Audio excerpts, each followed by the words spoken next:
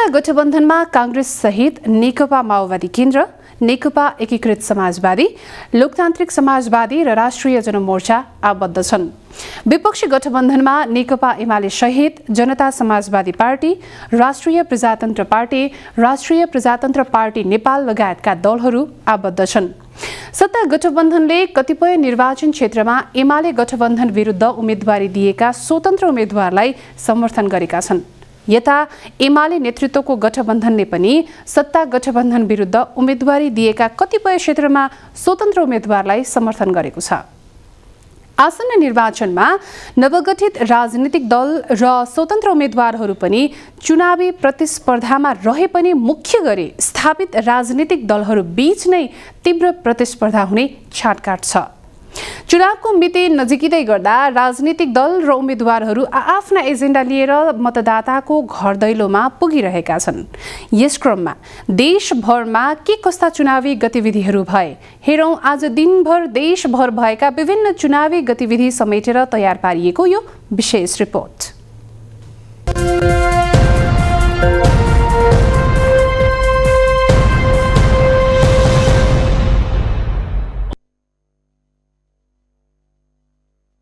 नेपाली कांग्रेसले मंसिर 4 मा हुने चुनाव लड्न आफ्ना उम्मेदवारहरूलाई चुनाव खर्च दिएको छ। कांग्रेसका मुख्य सचिव कृष्ण प्रसाद पौडेलले प्रतिनिधि सभा सदस्यका उम्मेदवारका लागि 4 लाखका दरले चुनावी खर्च दिएको बताउनुभयो। उहाँले प्रदेशसभा तर्फका उम्मेदवारका लागि भने 2 लाख रुपैयाँका दरले मात्र चुनावी खर्च दिएको जानकारी दिनुभयो। गिरिजा प्रसाद कोइराला सभापति हुँदादेखि नै उम्मेदवारलाई चुनाव खर्च दिँदै आएको नेपाली कांग्रेसले टिकट वितरण गर्दा नै उम्मेदवारलाई पैसा दिएको हो। मुख्य सचिव पौडेलका अनुसार पार्टीमा क्रियाशील सदस्यता, नवीकरण तथा लेभी लगायतबाट उठेको पैसा उम्मेदवारलाई चुनाव खर्चको लागि दिएको हो। आगामी मंसिर 4 मा हुने चुनावका लागि कांग्रेसबाट प्रतिनिधि सभातर्फ 91 र प्रदेश सभातर्फ 179 जनाले उम्मेदवारी दिएका छन्। नेकपा एमाले काठमाडौँ निर्वाचन क्षेत्र नम्बर 5 मा चुनावी प्रचार प्रसारलाई तीव्र पारेको छ। आसन्न मंसिर 4 को निर्वाचनका लागि आफ्नो पार्टीबाट उम्मेदवारी दिएकाहरूलाई बहुमतले जिताउन आग्रह गर्दै पार्टीले चुनावी प्रचार प्रसारलाई अघि बढाएको हो। काठमाडौँ निर्वाचन क्षेत्र नम्बर 5 का प्रतिनिधि सभा सदस्यका उम्मेदवार समेत रहनुभएका पार्टीका वरिष्ठ उपाध्यक्ष ईश्वर पोखरेल स्वयं उपस्थित भई खरदैलो अभियानलाई तीव्र बनाउनु भएको हो। एमालेको तर्फबाट प्रदेश सदस्यका लागि दीपक निरौला र नारायण सिलवालले पनि चुनावी प्रचार प्रसारलाई तीव्रता दिनुभएको छ। एमालेका वरिष्ठ उपाध्यक्ष ईश्वर पोखरेलले निर्वाचन आयोगले तोकेको सीमामा रहेर आफूले चुनावी प्रचार प्रसार गरेको बताउनुभयो। एमालेले गरेका कामबाट आम नागरिकहरू खुसी भएको चुनावी प्रचार प्रसारका क्रममा नागरिकबाट प्राप्त प्रतिक्रियाले जनाएको उहाँको भनाइ छ। नेकपा एमाले लुम्बिनी प्रदेश कमिटी सदस्य शेषकान्त गौतमले सत्तारूढ गठबन्धनकी उम्मेद्वार रामकुमारी झाँक्रीलाई सघाउने घोषणा गर्नु भएको छ। कमिटी सदस्य गौतमले पत्रकार सम्मेलन गरी गुल्मीको निर्वाचन क्षेत्र नम्बर 2 मा सत्ता गठबन्धनकी साझा उम्मेद्वार रामकुमारी झाँक्रीलाई सघाउने घोषणा गर्नु भएको हो। सो क्षेत्रका नेकपा एमालेका उम्मेद्वार गोकर्ण विष्टमाथि आफ्नै पार्टीको प्रधानमन्त्री ढाल्न सर्वोच्च पुगेको आरोप लगाउँदै गौतमले पार्टीमा बस्ने नैतिक पतन भएकाहरूलाई सहयोग गर्न नसक्ने बताउनुभयो। आफूले पार्टी नछाडेको स्पष्ट पार्दै पार्टीले कारबाही गरे भोग्न तयार भएर नै सत्ता गठबन्धनलाई सघाउने निर्णय गरेको उहाँको दाबी छ। उहाँले गठबन्धनकी साझा उम्मेद्वार झाँक्रीलाई जिताउन मतदाताहरूलाई समेत आग्रह गर्नु भएको छ।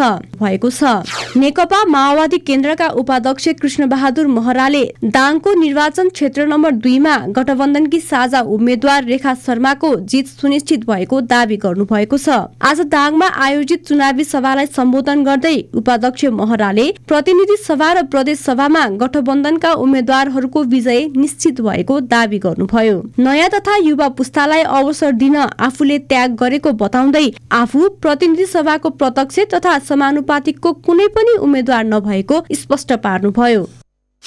निर्वाचन आयोगले कुनै पनि मतदान केन्द्रमा पुनः मतदान गर्नुपर्ने स्थिति सृजना हुन नदिने गरी निर्वाचन सम्पन्न गराउने तयारीका साथ अघि बढेको जनाएको छ।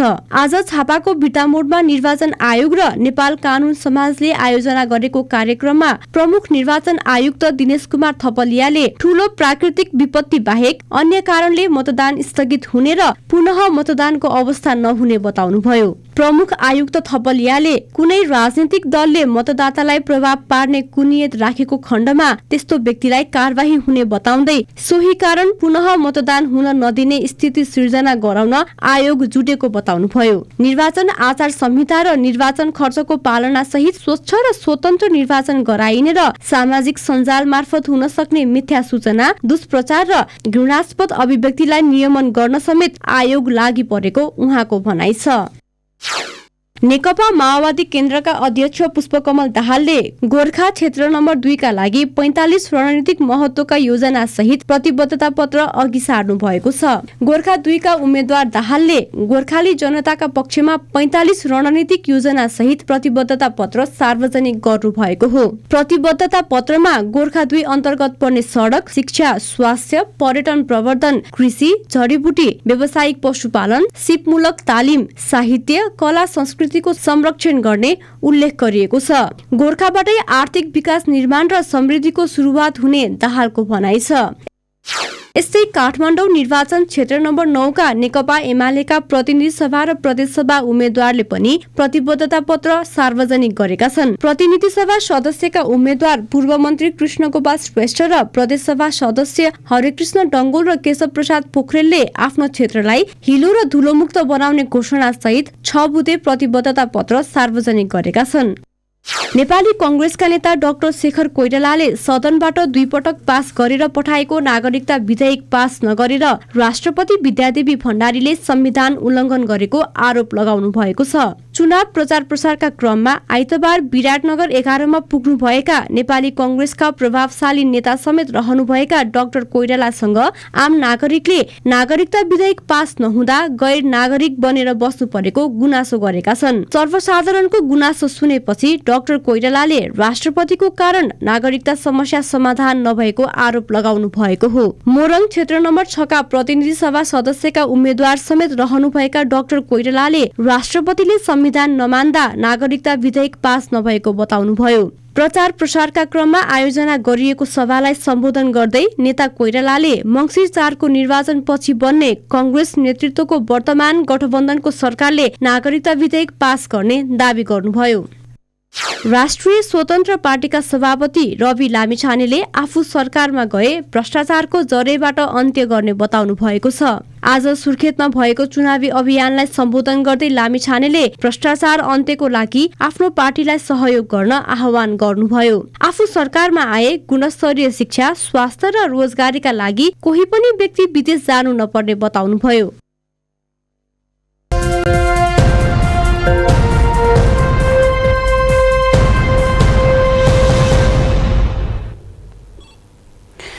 दर्शकवृन्द, गत बिहीबारदेखि चुनावी प्रचार प्रसार खुला भएसँगै स्थापित राजनीतिक दलका शीर्ष नेताहरू चुनावी देश दौडाहामा निस्किएका छन्। शीर्ष नेताहरूले एकै दिन 2 वा 2 भन्दा बढी चुनावी सभालाई सम्बोधन गर्न भ्याएका छन्। यसपटक निर्वाचन आयोगले चुनावी प्रचार प्रसारको समय थोरै दिएकाले शीर्ष नेताहरूको दौडधुप थप बढ्ने देखिन्छ। देश दौडाहामा रहेका शीर्ष नेताहरूले कसरी आफ्नो चुनावी अभियानलाई तीव्र पारिरहेका छन् त हेरौं यो रिपोर्ट। शेरबहादुर देउबा लगातार 4 दिन आफ्नै निर्वाचन क्षेत्रमा व्यस्त रहनुभयो। गिरह जिल्ला बसाईको अन्तिम दिन आइतबार प्रधानमन्त्री देउबाले 2 वटा चुनावी सभालाई सम्बोधन गर्नुभयो। बिहान 11 बजे डडेलधुराको आलिताल गाउँपालिका गोदाममा आयोजित चुनावी सभालाई सम्बोधन गर्नुभएका देउबाले दिउँसो 2 बजे परशुराम नगरपालिकाको जोगबुढामा आयोजना गरिएको आमसभालाई सम्बोधन गर्नुभयो। बुधबार काठमाडौँबाट कैलालीको धनगढी हुँदै बिहीबार डडेलधुरा पुग्नुभएका प्रधानमन्त्री देउबाले अन्य जिल्लाका निर्वाचन क्षेत्रमा आयोजना हुने चुनावी सभालाई सम्बोधन गर्ने कार्यतालिका छ। दार्चुलाको खलङ्गाबाट शुक्रबार आसन्न निर्वाचन केन्द्रित चुनावी अभियानको सुरुवात गर्नुभएका नेकपा एमालेका अध्यक्ष केपी शर्मा ओलीले सोही दिन बैतडी र कञ्चनपुरको चुनावी सभालाई सम्बोधन गर्नुभयो। शनिबार काठमाडौँमा आयोजित प्रवासी नेपाली मञ्चको प्रथम अन्तर्राष्ट्रिय अधिवेशनको उद्घाटन गर्नुभएका ओली आइतबार चुनावी प्रचारकै क्रममा बागलुङ, स्याङ्जा र पोखरामा आयोजित गरिएका पार्टीका चुनावी सभालाई सम्बोधन गर्नुभयो। आसन्न निर्वाचन केन्द्रित 40 स्थानका चुनावी सभालाई सम्बोधन गर्ने कार्यतालिका रहेका ओलीले आवश्यकता अनुसार अन्य चुनावी सभालाई पनि सम्बोधन गर्ने सचिवालयले जनाएको छ। नेकपा माओवादी केन्द्रका अध्यक्ष पुष्पकमल दाहाल पनि चुनावी प्रचार प्रसारमा उत्तिकै व्यस्त देखिनु भएको छ। बिहिबार आफ्नै निर्वाचन क्षेत्र गोरखाका सत्ता गठबन्धनका उम्मेद्वारहरूसँग काठमाडौँमै अन्तर्क्रिया गर्नुभएका दाहाल शनिबारदेखि निर्वाचन क्षेत्रमै केन्द्रित हुनुभएको छ। चुनावी सभालाई सम्बोधन गर्न अध्यक्ष दाहाल मङ्गलबार जुम्ला जाने कार्यक्रम तय गरिएको छ। चुनाव प्रचार प्रसार खुला भएकै दिन काठमाडौँको चुनावी सभालाई सम्बोधन गर्नुभएका राप्रपा अध्यक्ष राजेन्द्र लिङदेनले शनिबार गोरखा र नवलपरासीमा आयोजना गरिएको पार्टीको चुनावी सभालाई सम्बोधन गर्नुभयो। आइतबार पनि अध्यक्ष लिङदेन चुनावी प्रचारमै व्यस्त रहनुभयो। राजनीतिक दलका अन्य शीर्षस्थ नेताहरू माधव कुमार नेपाल, रामचन्द्र पौडेल, उपेन्द्र यादव, महन्त ठाकुर लगायतका नेताहरू भने आफ्नै निर्वाचन क्षेत्रमा केन्द्रित रहनुभएको छ। विभिन्न निर्वाचन क्षेत्रमा आयोजना हुने पार्टीका आमसभालाई आवश्यकता अनुसार सम्बोधन गर्ने नेताहरूको तयारी छ।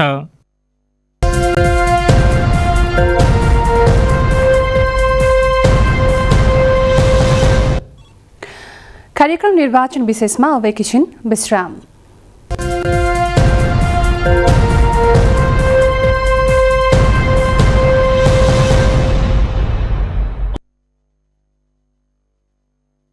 बोरोप्लस एउटा यस्तो क्रिम जो निभाउँछ अनेक roles.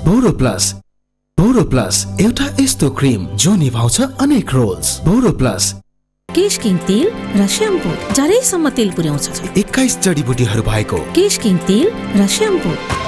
Kesh king the king of oils.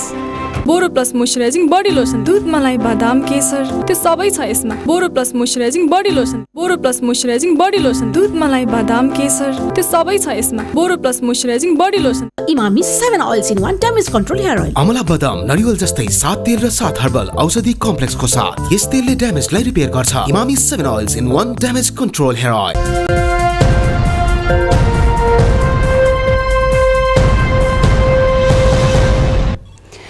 विश्रामपछि निर्वाचन विशेषमा पुनः स्वागत छ। सर्वत्र मङ्सिर 4 को निर्वाचनले रौनक बढाएको छ। अरू बेला सुनसान रहने विकट पहाडी र हिमाली जिल्लामा नेता तथा कार्यकर्ताको सक्रियता बाक्लै देखिन्छ। सामान्य समयमा नदेखेका र नसुनेका गाउँठाउँमा पुगेर मतदाता माझ उम्मेद्वारहरू मतको लागि हात जोड्न पुगेका छन्। देशभर चुनाव प्रचार प्रसारको माहौल तातिरहँदा यसको रापले प्रदेश नम्बर 1 को इलाम पनि अछुतो रहेन। निर्वाचनको मिति नजिकिएसँगै इलाममा उम्मेद्वारलाई घरदैलो गर्न भ्याइ नभ्याइ छ। चुनावी सरगर्मी बढेसँगै जोड घटाउ पनि सुरु भएको छ। हेरौँ इलामबाट सहकर्मी प्रकाश नेपालले तयार पार्नु भएको यो रिपोर्ट।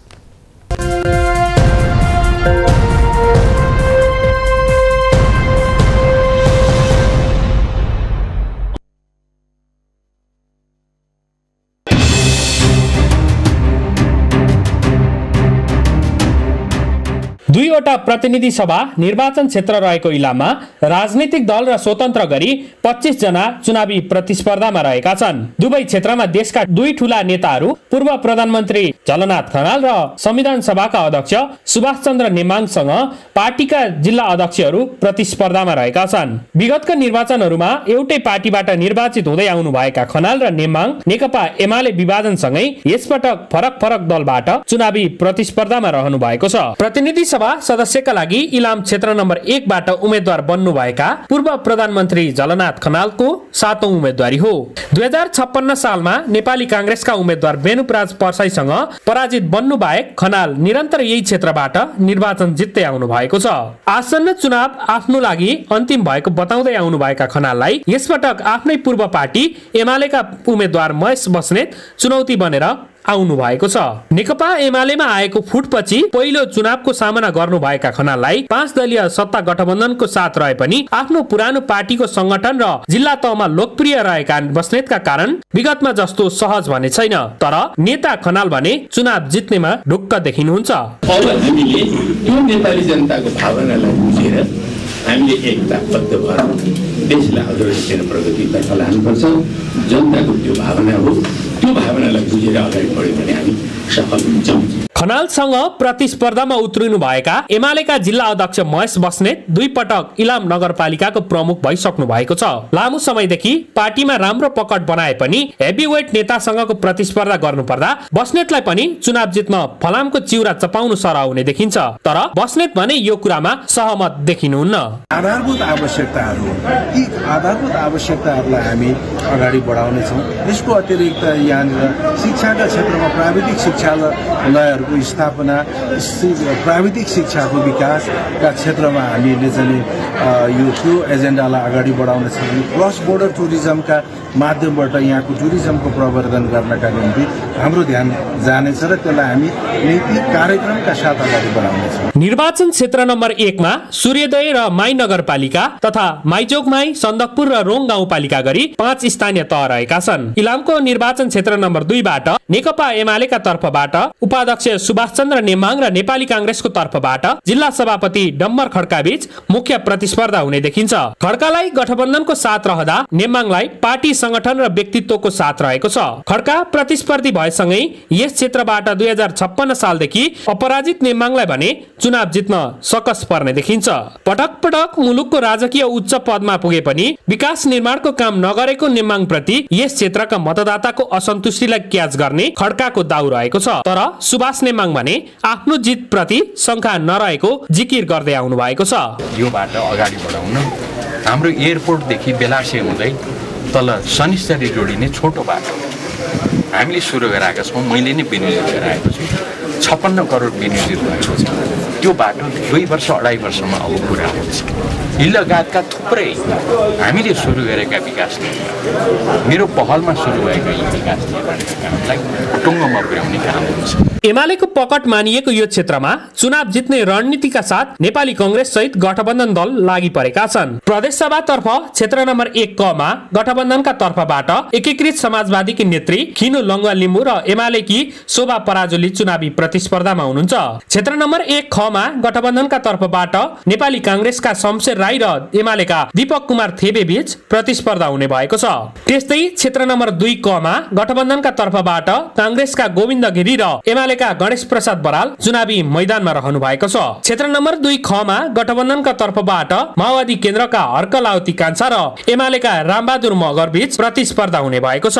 दलगत उम्मेद्वार बाहेक चुनावी मैदानमा रहेका स्वतन्त्र उम्मेद्वारहरू पनि आफ्नो एजेन्डा सहित मतदाता माझ गइरहेका छन्। मतदातासँग सबैजसो उम्मेद्वारले इलामको विकासलाई मुख्य एजेन्डा बनाएका छन्। निर्वाचन विशेष रिपोर्टका लागि प्रकाश नेपाल, इलाम।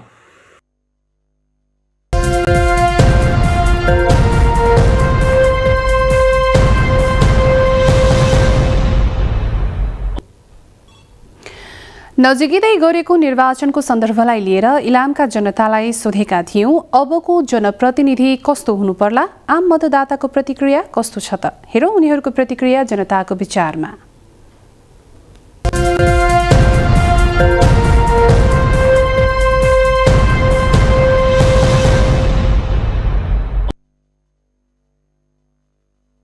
आउने जनप्रतिनिधिहरू आधारभूत रूपमा सबै जनताको सेवकको रूपमा जनताका दिन दुखी जनताका भनौँ बिहान बेलुकाको सबै हिसाबका सोचबुझ भएका आधारभूत वर्गसँग सम्पर्क रहने भइदिए जस्तो लाग्छ। प्रतिनिधि भनेको विकास प्रेमी हुनु पर्यो।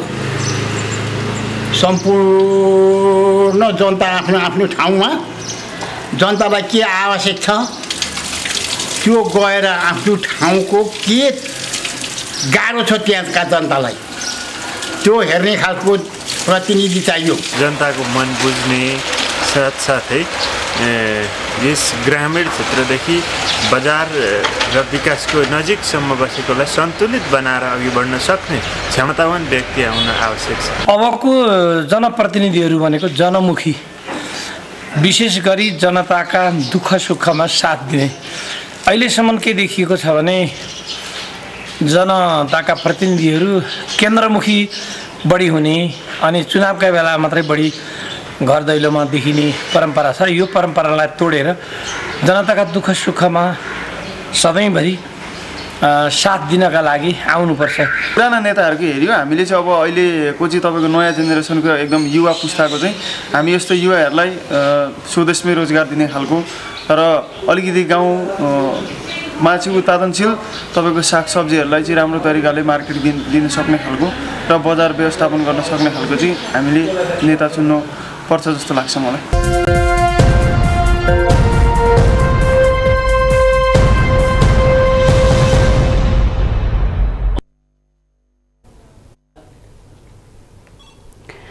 यसैबीच इलामको चुनावी गतिविधिबारे थप जानकारी दिनको लागि यतिखेर हामीसँग सहकर्मी प्रकाश नेपाल प्रत्यक्ष जोडिनु भएको छ। प्रकाशजी, इलामको चुनावी माहौल कस्तो छ? उम्मेदवारहरूको घर दैलो कार्यक्रम कसरी चलिरहेको छ? जानकारी गराउनुहोस् न। पछिल्लो समय अब यो जुन निर्वाचनको मिति नजिकै जाँदा दलगत नेताहरू चाहिँ मतदातालाई रिझाउनको लागि घर दैलोमा पुगेर कार्यक्रमहरू गरिरहेका छन्, मतदाता फकाइरहेको अवस्था छ र जति चुनावको मिति नजिकै छ चुनाव प्रचारदेखि मतदाताहरूसँग भेटघाटको लागि पनि त्यतिकै तीव्र रूपमा अगाडि बढाएका छन् नेताहरूले इलाममा। हजुर, यसपटक उम्मेदवारहरूले विशेष गरेर मतदाताहरू सामु कस्ता खालका एजेन्डा योजना अघि सारेका छन् त? विगतमा जस्तो आश्वासनहरू देखाएका थिए त्यसैले निरन्तरता दिएका छन्। इलामलाई विकासको हिसाबले चाहिँ पछिल्लो परेको मतदाताहरूले भनिराख्दाखेरि उनीहरूले विकासका एजेन्डालाई नै यसपालि पनि अगाडि सारेका छन्। सडक, शिक्षा, खानेपानी लगायतका जुन आवश्यकताहरू परिपूर्ति नभइरहेको छ त्यसैलाई नै निरन्तरता दिनको लागि चाहिँ नेताहरूले यसपटक पनि मतदाताहरूमा चाहिँ भोट माग्न पुगिरहेको अवस्था छ। लामो समयदेखि इलामका दुईवटै निर्वाचन क्षेत्रमा प्रतिनिधित्व गर्दै आउनुभएका जुन चाहिँ नेताहरू हुनुहुन्छ यसपटक पनि उहाँहरूसँग प्रतिस्पर्धा गर्नका लागि इलामको दुईवटै निर्वाचन क्षेत्रमा दुईटा नयाँ अनुहार युवाहरू उत्रिनु भएको छ। यस कारणले गर्दाखेरि पनि इलामको निर्वाचन चाहिँ यसपटक रोचक हुने देखिन्छ। हजुर, उम्मेदवारका एजेन्डा र मतदाताका आकांक्षा बीच कतिको तालमेल देखिन्छ कि देखिँदैन? होइन, नयाँ पुस्ता जो पहिलोपल्ट चाहिँ मताधिकारको उपयोग गर्दैछन् तिनीहरू के भन्छन्?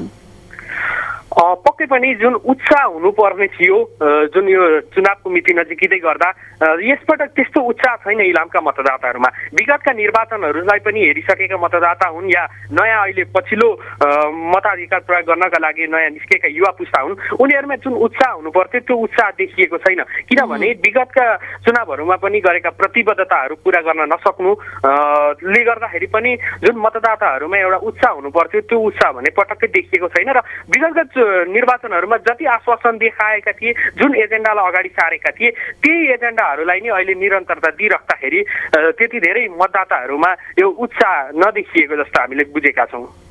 हस्, जानकारीका लागि धन्यवाद। हस्, धन्यवाद।